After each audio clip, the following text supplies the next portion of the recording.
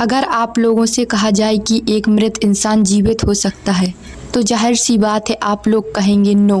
पर आप लोगों से हम कहें कि इतिहास में ऐसा हुआ है जिस पर आप लोगों को विश्वास करना असंभव होगा, परंतु ऐसा हुआ है एक एक्सपेरिमेंट के दौरान। जब ग्वानी एक एक्सपेरिमेंट कर रहे थे तो उन्होंने जब मृत व्यक्ति के सीने में एक इलेक्ट्रोड सीने में घुसा देते हैं तो मृत व्यक्ति अपने हाथ पैर हवा में इस तरह मारने लगता है कि जैसे वह मानो जीवित हो गया हो।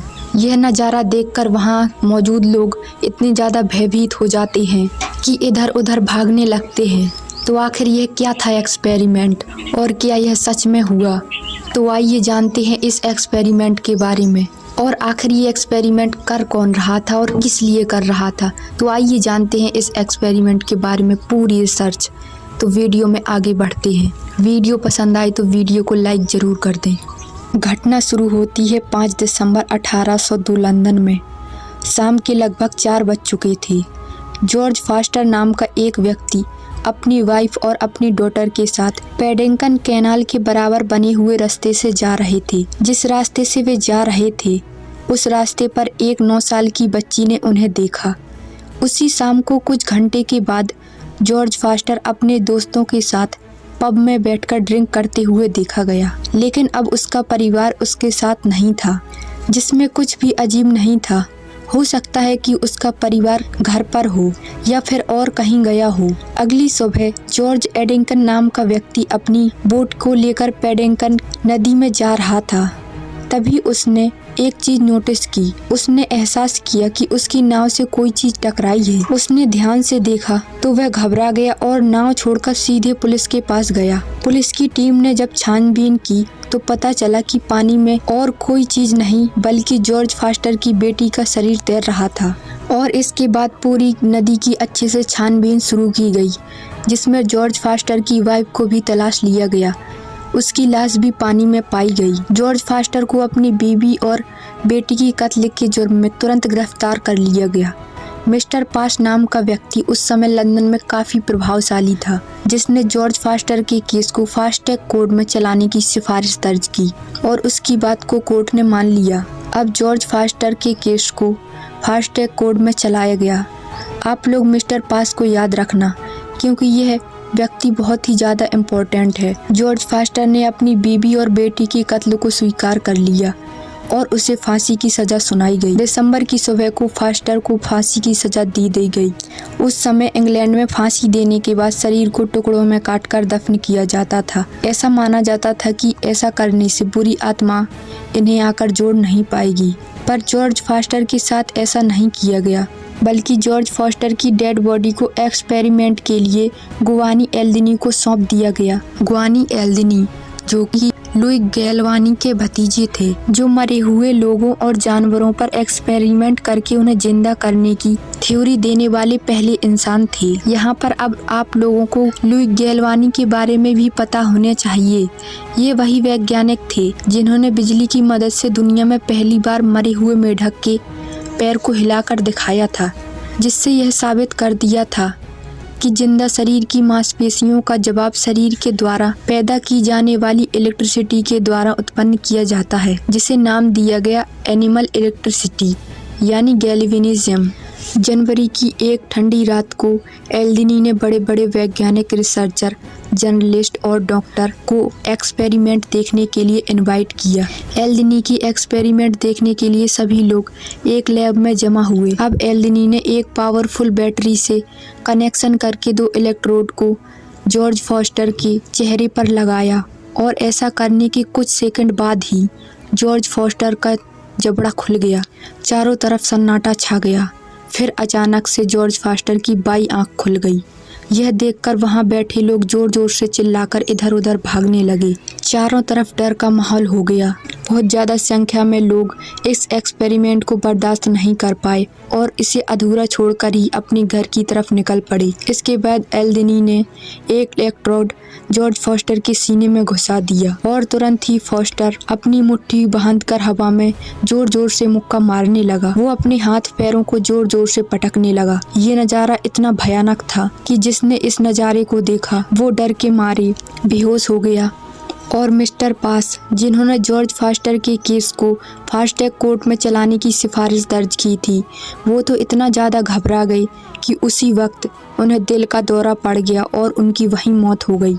इससे ज़्यादा जानकारी इंटरनेट पर उपलब्ध नहीं है। शायद वहाँ की सरकार चाहती है कि एलेनी के इस एक्सपेरिमेंट को लोग इससे ज़्यादा नहीं जाने, इसीलिए उन लोगों ने इसके बारे में और कोई जानकारी इंटरनेट पर उपलब्ध नहीं कराई है। अब यहाँ पर ये जानने की ज़रूरत है कि एलेनी को ऐसा अजीबोगरीब एक्सपेरिमेंट करने का ख्याल कैसे आया। सबसे पहली चीज़, एलेनी एक गैल्वेनिस्ट थे। गैल्वेनिस्ट उन लोगों को कहा जाता है जो ये मानते हैं कि इंसानी शरीर को जिंदा रखने का काम शरीर के द्वारा बनाई गई बिजली के द्वारा किया जाता है। हाँ, ये सच है, हमारा शरीर बिजली से चलता है, चाहे उसकी मात्रा थोड़ी ही क्यों ना हो।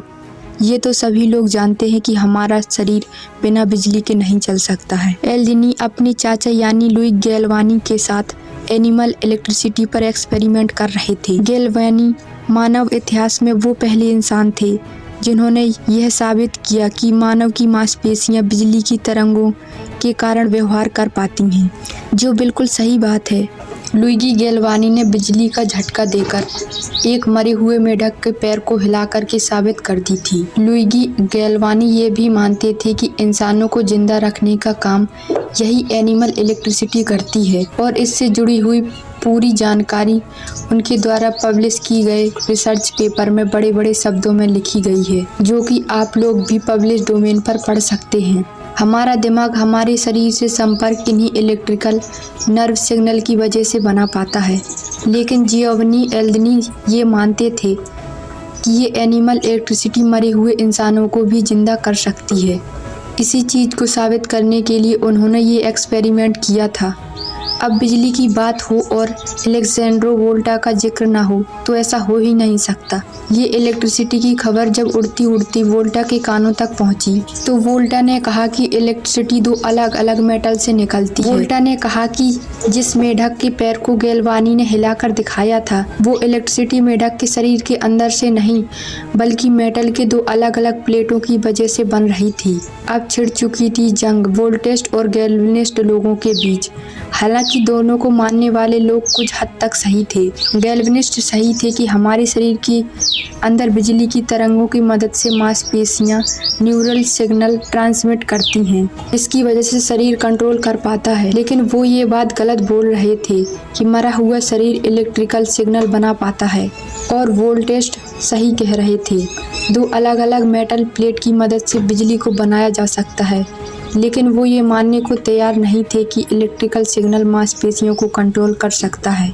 जब सन 1800 में अलेक्जेंड्रो वोल्टा ने एक वोल्टिक सेल का निर्माण किया, जिससे उस समय वोल्टिक पाइल का नाम दिया गया, और इस तरह से जन्म हुआ बैटरी का। अब एलेनी ने तुरंत ही वोल्टा के द्वारा बनाई गई बैटरी के इस्तेमाल करके अपने एक्सपेरिमेंट को आगे बढ़ाना शुरू कर दिया। उन्होंने मरे हुए इंसान के दिमाग में इलेक्ट्रोड डालकर जब एक्सपेरिमेंट किया तो पाया दिमाग का दायां हिस्सा शरीर के बाएं हिस्से को कंट्रोल करता है और दिमाग का बायां हिस्सा शरीर के दाएं हिस्से को कंट्रोल करता है। ये चीज़ इस एक्सपेरिमेंट से साबित हुई थी जो एलेनी ने किया था। इसके बाद एलेनी ने मेंटल डिप्रेशन से पीड़ित लोगों को इलेक्ट्रिक शॉक देकर ठीक करने में कामयाबी हासिल कर ली। एलेनी की एक्सपेरिमेंट के ही वजह से इलेक्ट्रिसिटी की मदद से बंद हो चुके दिल को वापस धड़कने के लिए मजबूर किया जाता है। इसीलिए दिल का दौरा पड़ने पर या बेहोश होने की स्थिति में होश में लाने के लिए इलेक्ट्रिक शॉक दिया जाता है। ये आपने बहुत सारी मूवियों में भी देखा होगा। ये एलेनी की खोज का ही नतीजा था जिसने पेसमेकर की नींव रखी थी। पेसमेकर वो मशीन है जो हमारे दिल के धड़कने के पैटर्न को सही से बनाकर रखती है। बहुत से लोगों का दिल सही रफ्तार में नहीं धड़कता है, जिनमें से कुछ लोग तो ऐसे भी हैं जो अगर नींद में होते हैं तो उनका दिल धड़कना बंद भी कर सकता है, और अगर ऐसा हुआ तो उन लोगों की हार्ट अटैक से मौत हो जाएगी। तो पेसमेकर नाम की ये मशीन हमारे दिल को सही समय पर बिजली का हल्का झटका देकर उसके धड़कने की रफ्तार को सही करती है, और इस खोज की नींव भी एलेनी के एक्सपेरिमेंट में ही रखी गई थी। एलेनी के द्वारा किए गए जॉर्ज फॉस्टर पर एक्सपेरिमेंट के 13 साल बाद मैरी शैली नाम की एक 18 साल की लड़की ने इसी एक्सपेरिमेंट से प्रेरित होकर फ्रैंकेनस्टाइन नामक एक साइंस नोवेल लिख दिया, जो कि दुनिया का पहला साइंस फिक्शन नोवेल माना जाता है। वैसे एल्दनी का असली इरादा कभी भी मरे हुए लोगों को जिंदा करने का नहीं था, बल्कि बायोलॉजी में इलेक्ट्रिसिटी के इस्तेमाल पर रिसर्च करना था। वैसे आप लोगों की इस बारे में क्या राय है, कमेंट सेक्शन में बताएं। अगर वीडियो पसंद आए तो वीडियो को लाइक करें और चैनल को सब्सक्राइब कर लें।